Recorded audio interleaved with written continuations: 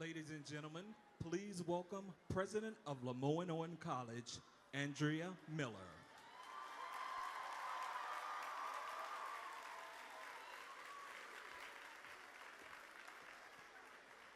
Wow, how's everyone? Good. I'm Andrea Miller, and as president, I'm a very proud alumnus. And I'm elated to welcome all of you here to the campus of LeMoyne-Owen College. To Mrs. Clinton, welcome back to LeMoyne-Owen. In 1993, you were here as First Lady. Congratulations on your very own candidacy for the presidency of the United States.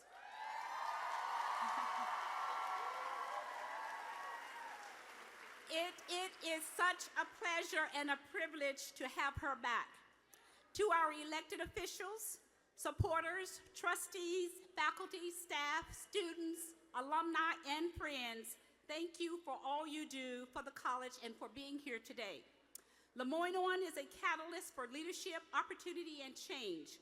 Since 1862, the college has been a beacon of hope and enlightenment for those who seek freedom and equality through knowledge. Hosting today's event is befitting of the legacy and our ongoing mission of empowering our students and the broader community through access to education and transformative dialogue.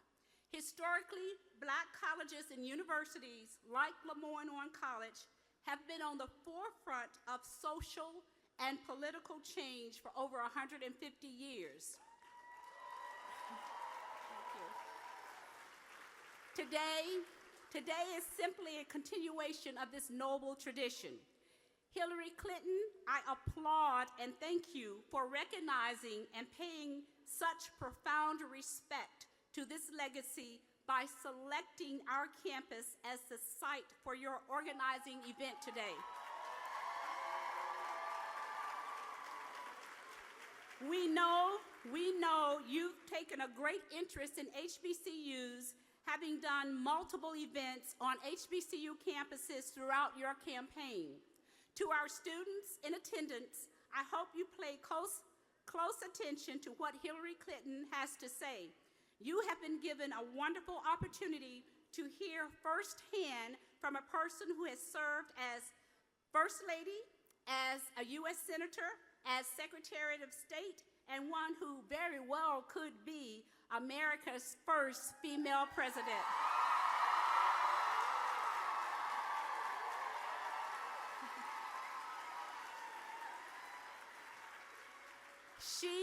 Hillary Clinton has even outlined a policy plan called the New College Compact that would make it easier for students to afford to attend HBCUs just like LeMoyne-Owen, and to make sure that debt is not a problem after students graduate. Again,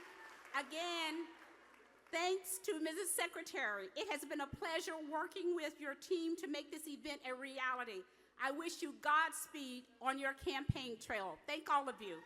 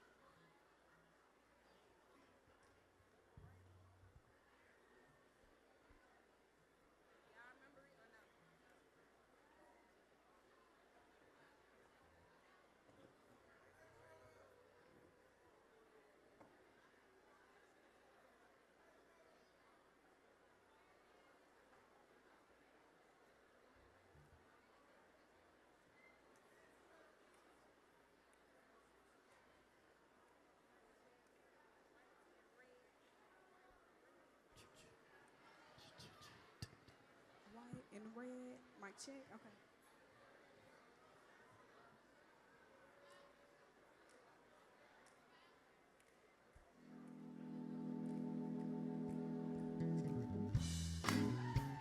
All right now, it's the Memphis train.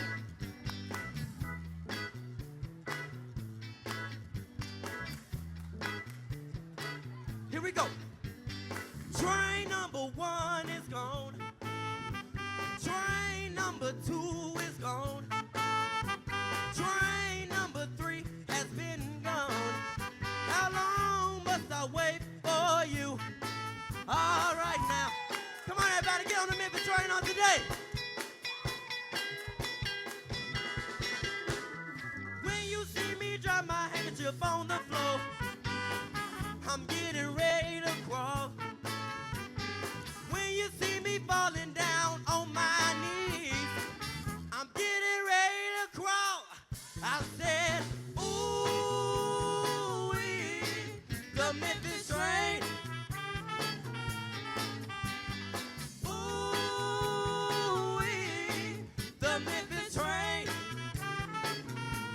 Here we go. Train number 1 is gone. Train number 2 is gone. Train number 3 has been gone. How long must I wait for you? Come on, everybody, go to Memphis train.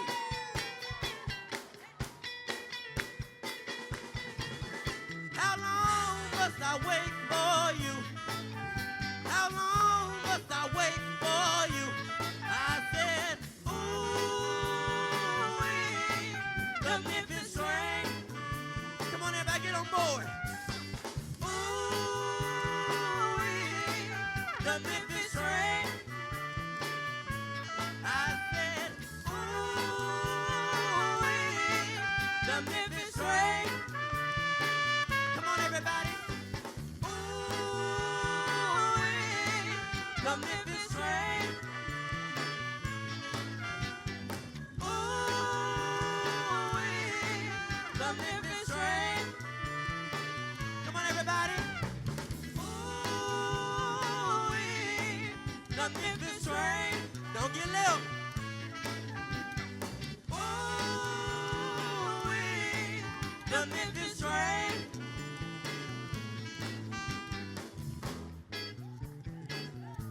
Here we go. Train number 2 is gone. Train number 3 has been gone. How long must I wait for you? Come on, everybody. Hey, hey, hey, hey, hey, hey. How long must I wait for you? How long must I wait for you? I said, ooh, the Memphis train. Ooh, the Memphis train. Are y'all on board? Ooh, the Memphis train.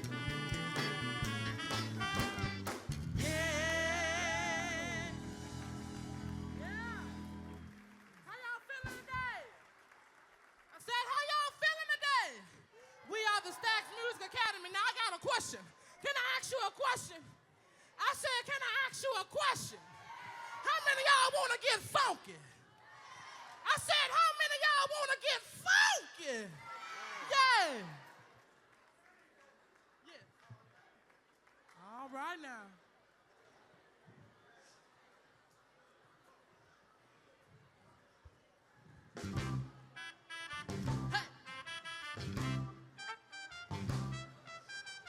Do you like good music? Yeah. That sweet soul music. Yeah. Just as long as it's swinging. Yeah. Oh yeah. Yeah. Oh yeah. Yeah. Out here on the floor now. Yeah. And we going with the go-go. Yeah. And we're dancing with the music. Yeah. Oh yeah. Yeah. Oh yeah. Twilight on New Ross, I don't feel no tall, y'all. Singing love ain't heard nothing. Oh yeah.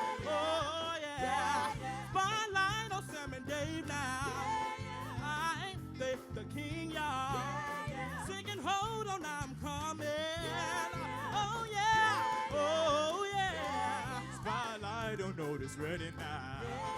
Singing fast, fast, fast, fast, fast, fast, fast. Fast, fast, fast, fast, fast, fast, fast, fast. Oh yeah, oh yeah. Hey. All right, all right. Hey. Spotlight on James Brown, y'all. He's the king of them all, yeah. He's the king of them all. Oh yeah, oh yeah. Yeah. Hey, come on, y'all. Yeah. Come on, clap your hands with us, y'all. Now, come on. Yeah. All right. All right, all right. Check this out, y'all. Oh, yeah. Say, I like to get the feeling, y'all. I like to get the feeling, y'all. I like to get the feeling, y'all. I like to get the feeling, y'all. Oh, the music. Oh, the music. Oh, the music. Oh, the music. Come on, say it with me, y'all. I like to get the feeling, y'all.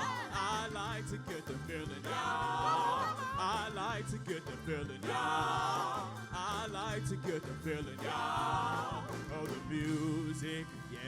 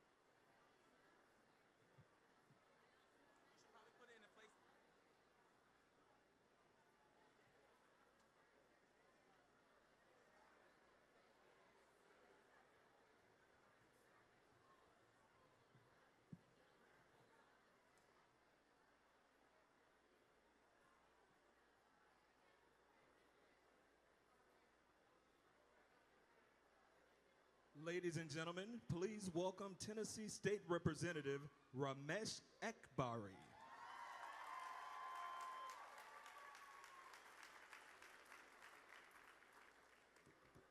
All right, Memphis, are you excited as I am for Hillary Clinton? All right.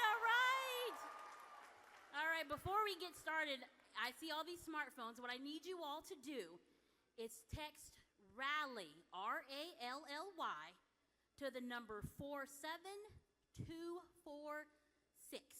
okay? So text RALLY, R-A-L-L-Y, to the number 47246 for a chance to win a signed Hillary Clinton poster. All right? I personally, I'm about to text myself because I want that poster. All right, again, last time, y'all, that number is 47246. Okay? All right. Okay, y'all, before we bring out Secretary Clinton, I want to tell you all a little bit about why I support Secretary Hillary Clinton to be our next president of the United States of America. All right? Now, y'all, I don't support Secretary Clinton just because she's a former First Lady, not because she served in the Senate representing New York, or that she was Secretary of State during the Obama administration. Those are all awesome achievements, all right? I support her because of what she did with those positions, all right? As First Lady, she reached across the aisle and championed to make sure that children across America had health care, all right? She went and courageously stood up to dictators and said, women's rights are human rights, and human rights are women's rights. As a senator from New York, she stood behind first responders when our country was at one of our weakest moments on September 11th, and she made sure they had adequate health care. And when she became Secretary of State during the Obama administration, number one, she had to repair our image after those dark and terrible Bush years. She has received accolades from Republicans and Democrats alike for her job when she was Secretary of State, even negotiating a ceasefire between Hamas and Israel. Come on, y'all, she's a bad sister, right? But with all that being said, I support Hillary Clinton because she is a fighter for us. She is a champion for men, for women, for children, for all of us. She's a champion for the middle class, the backbone of America. She supports increasing wages. No more of that 1% and hope it trickles down. Those days are over.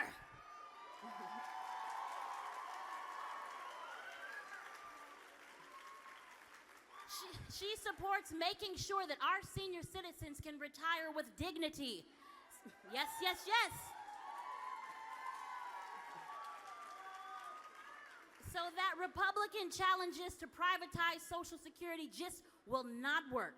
She is a fighter for all of us, from the baby to the oldest among us, the most seasoned among us. So, and she's been a fighter for us for 40 years. Secretary Clinton was educated at Yale. She could have just gone into corporate America, made her money, and gone home. But instead, she said, no, I'm going to be a fighter for the people. I'm going to fight for their rights, y'all. She's fighting for Memphis. She's fighting for Tennessee. She's fighting for Democrats across this country. Because I cannot wait until March the 1st when I can walk in that voting booth and select Hillary Rodham Clinton to keep moving forward so that she can keep America moving forward.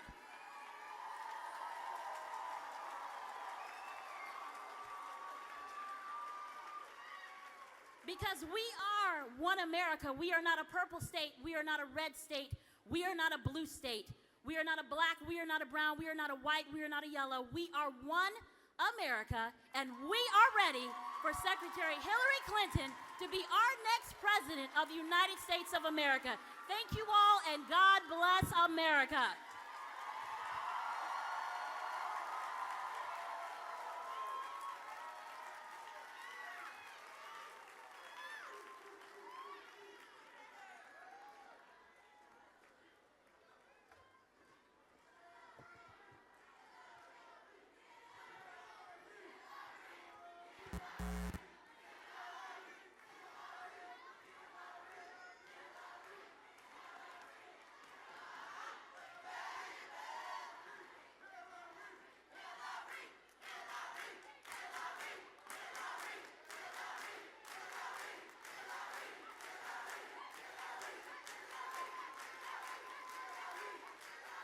Ladies and gentlemen, please welcome to the stage Congressman Steve Cohen and Hillary Clinton.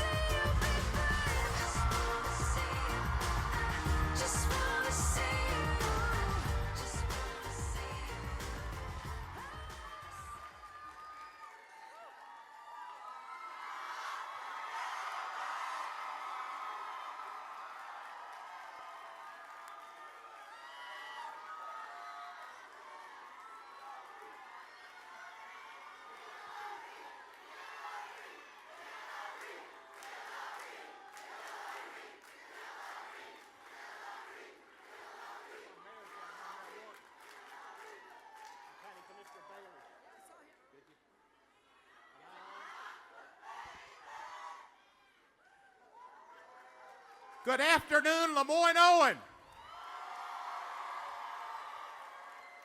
I can feel some magic in this room.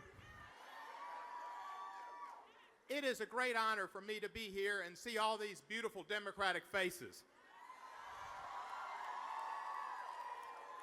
And a great honor to be with my candidate for president, your candidate for president, our candidate for president, Hillary Rodham Clinton.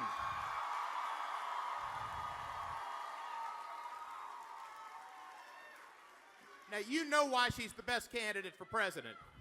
We all know it, and that's why we're here. But let me say this. She has been fighting for us all her life. She went to Yale, but she fought for us with the Children's Defense Fund because she cared about people and children. And when she was First Lady, she fought for universal health care.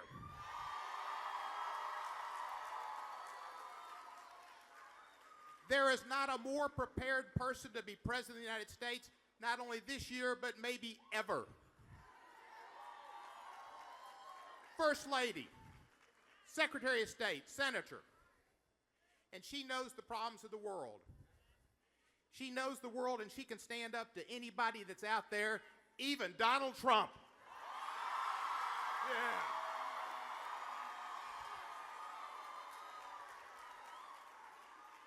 When it comes to knowledge, she is huge. She is smart. She is passionate. She's caring. She will see to it that the gap in wealth that we experience now will be lessened, that people will get more opportunity to go to college, to have a better life. And she will see to it when it comes time to appoint new Supreme Court justices that we have the best.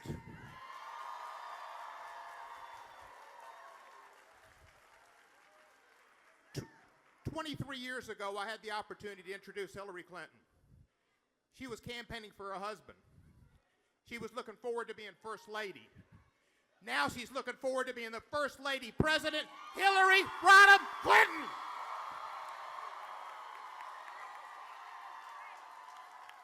Thank you. Boy, oh boy. Thank you so very much. I am thrilled to be back in Memphis here at LeMoyne-Owen. I very much appreciate the college hosting us. I want to thank Andrea Miller, the president of the college, all the faculty and students, Bob Simpson, the chair, all the members of the Board of Trustees.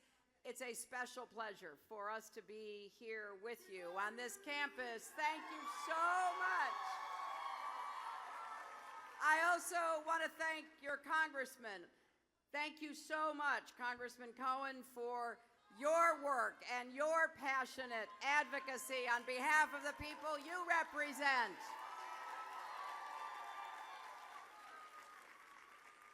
I got to tell you, I loved coming to Memphis in the past. You know, I didn't live too far away for a long time, just across the river. We have anybody from Arkansas here tonight? My husband and I appreciated the hospitality and the friendship of folks from Memphis, and it's always good to be back, and especially to be here with you as we begin working toward the primary here in Tennessee. You know, I don't think there could be more at stake in an election than this one we've got coming up. Here at home, we have got to do a better job in raising incomes and providing opportunity for all of our people. And around the world, we have to show leadership to keep our country and our friends and allies safe and secure.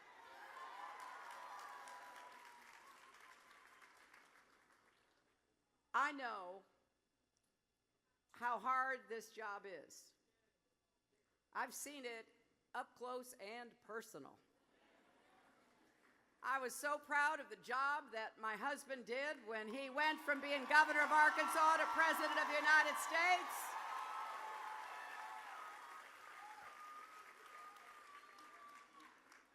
And at the end of those 8 years, we had 23 million new jobs. Incomes had risen for everybody. The top, the middle, working folks, poor people. And then along came another Republican president.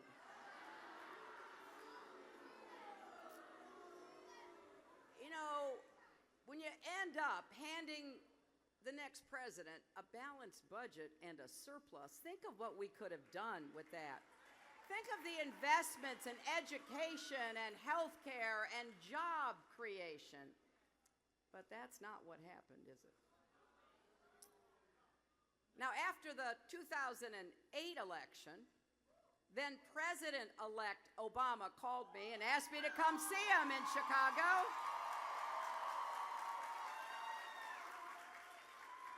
I didn't know what he wanted. Turns out he wanted me to be Secretary of State.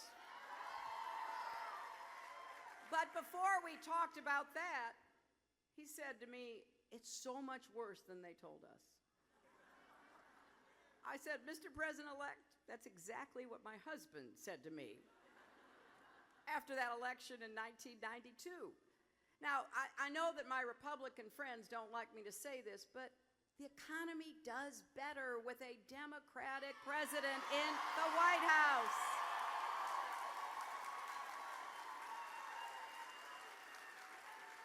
And I can guarantee you, the Republicans don't want us to think about how we ended up in that great recession that President Obama inherited, do they?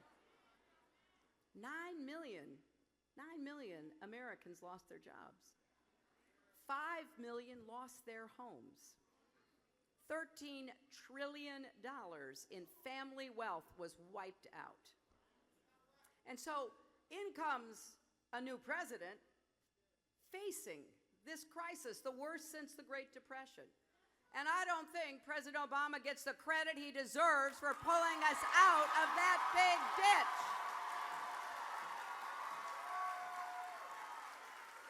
Now, it is all well and good for the Republicans to criticize, but their record deserves scrutiny.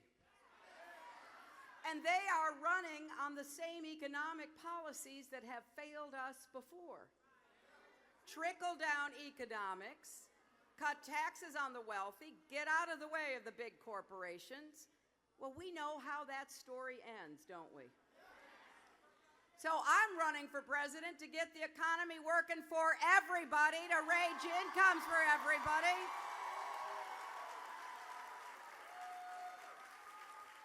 To make sure that the deck is not stacked for those at the top like it is right now.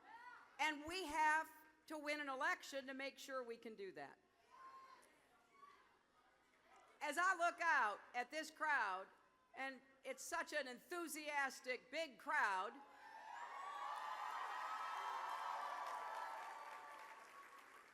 I am struck by how many young people. There's somebody fainted.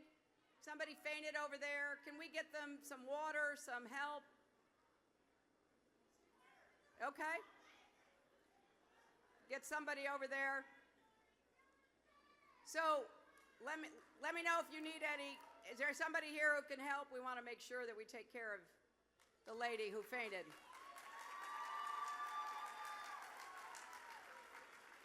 I thought it was the talk of Republicans that might have done it.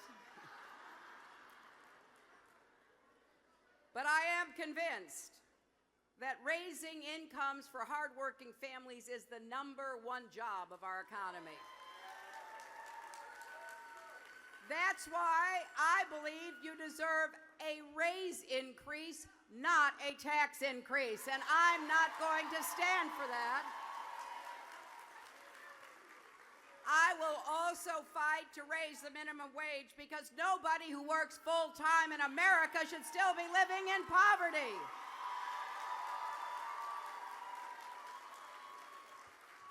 And we're going to create some more good-paying jobs. How do we do that? Well, for one thing, we're going to fix the roads, the bridges, the tunnels, the airports, the ports.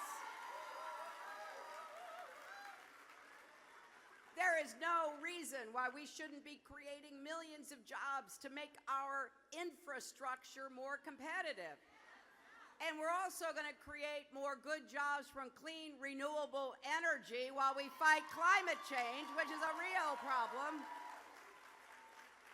We're going to do more to help small business because 60% of the new jobs in America come from small businesses.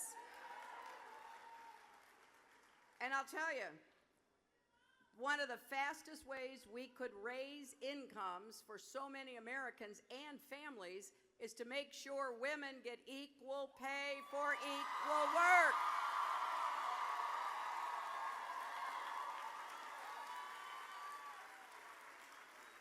And one of the most important tasks we have is to make sure all of our people, young and not so young, are well prepared for the jobs of the future. That's why institutions like this are so important. I have something called the New College Compact so that you do not have to borrow money to pay tuition when you go to college. And I want to make sure that we do more for historically black colleges and universities.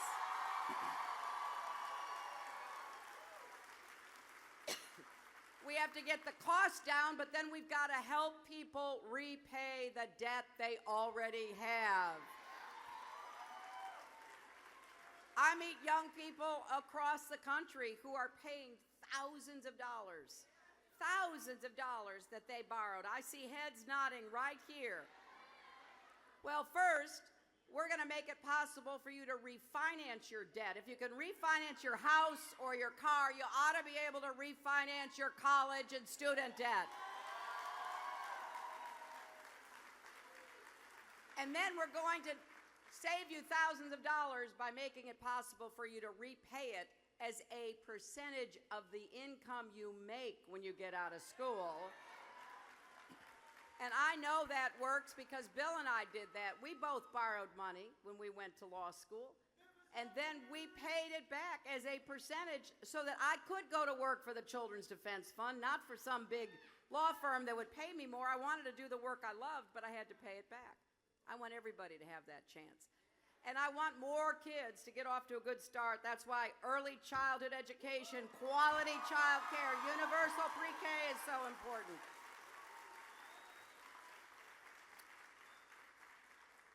And I will also defend the Affordable Care Act. The Republicans have tried to repeal it time and time again. But I want to improve it. We're going to defend it, and we're going to improve it. Now, how are we going to do that? Well, out-of-pocket costs and prescription drug costs are just way too high, aren't they? So what I am proposing is a new tax credit of up to $5,000 to help families that have excessive health care costs. You never know when that's going to happen to you. Somebody gets sick, somebody has an accident. You got to be prepared, but too many families don't have those resources.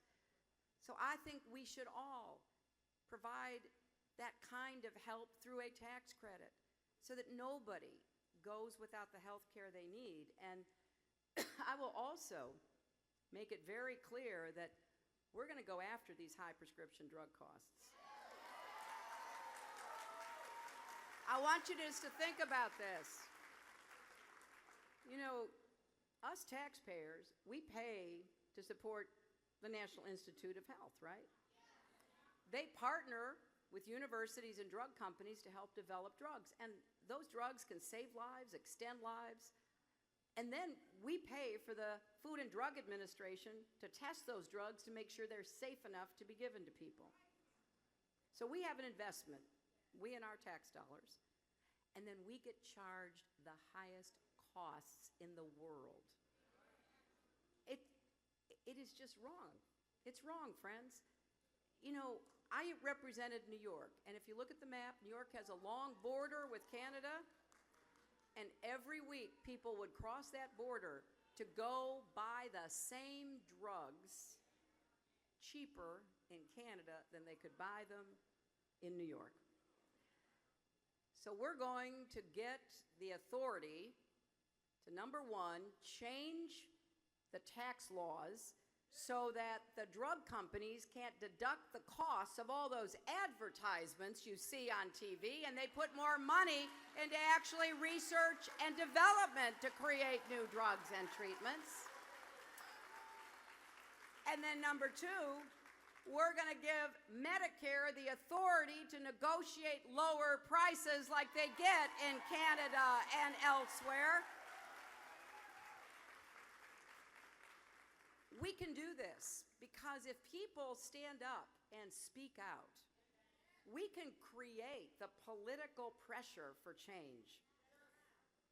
And so I'm going to need you not only in the primary and the general election, because I'll tell you, I'm going to campaign in Tennessee to try to turn it blue in November of 2016.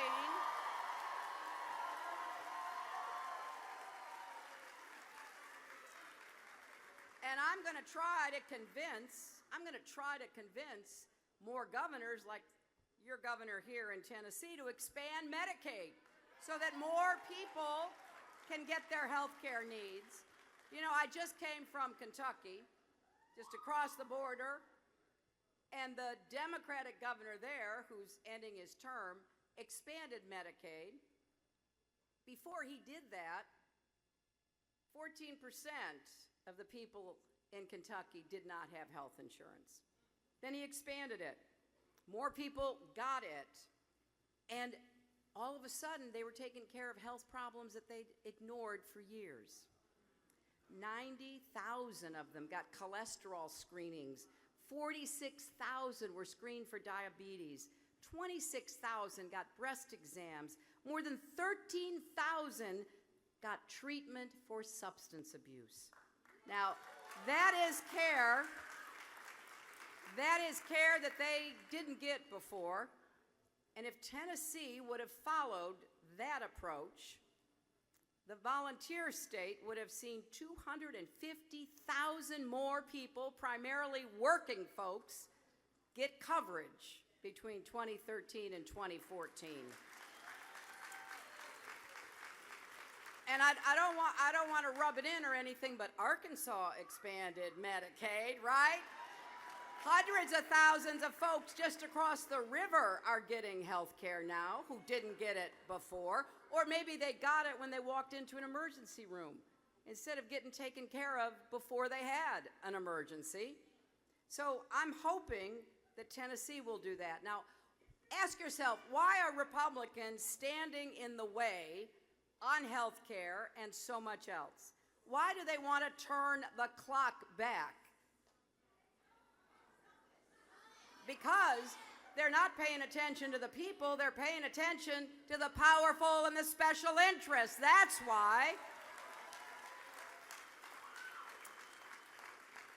And there's something else going on. A lot of the human rights, the civil rights, women's rights, gay rights, voting rights, they're also under attack by our Republican friends. They want to turn that clock back too. See, I think we can be stronger when we stand together.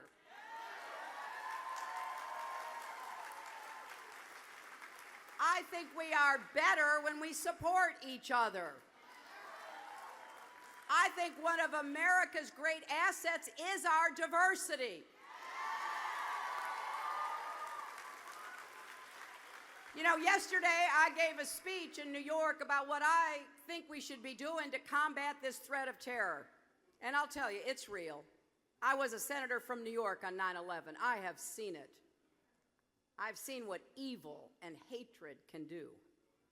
So I take it very seriously. I'll tell you this, I will do everything in my power as your president to protect our country and to keep us safe.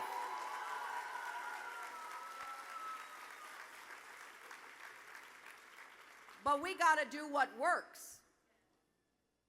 And it doesn't work for us to act like we're going to shut our borders and pull up the gangplank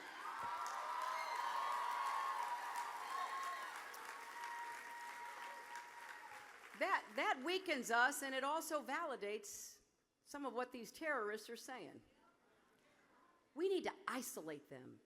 We need to defeat them on the ground, and we need to defeat them in the air, and we need to defeat them online by going after their lies and their propaganda and pointing out they don't care about anything except murder and hatred and viciousness. We can win this struggle if we stay true to who we are as Americans.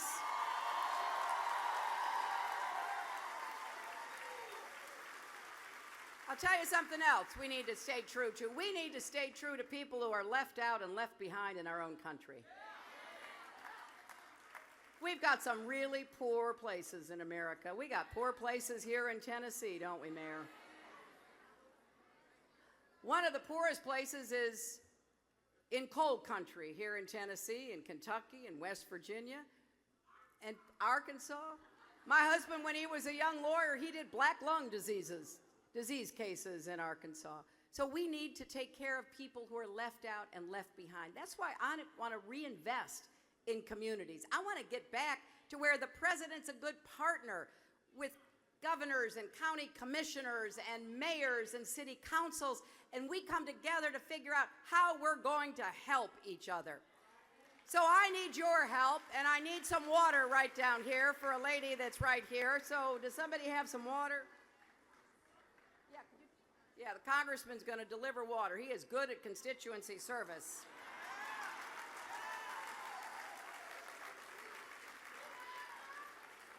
And I know none of this is going to be easy. We're going to have to fight hard, just as I want to fight hard for you. So I need your help. Please take out your phone right now and text JOIN, J-O-I-N, to 47246 to get involved in this campaign right now. That's JOIN, J-O-I-N, to 47246. Sign up to help us here in Tennessee. If you're from Arkansas, sign up to help us over in Arkansas. And then go to my website, HillaryClinton.com, and become part of this campaign. Volunteer your hours, your time, your expertise. Donate if you can. Just be part of what we're building here.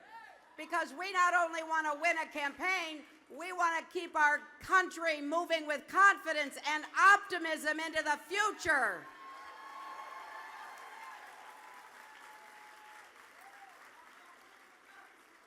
And we have to be really focused on what we need to do to make sure that we deliver fairness and justice and opportunity to everybody.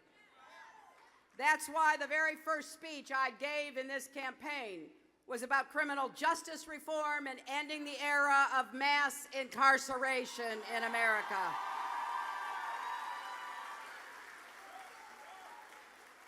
It's also why I'm taking on the gun lobby.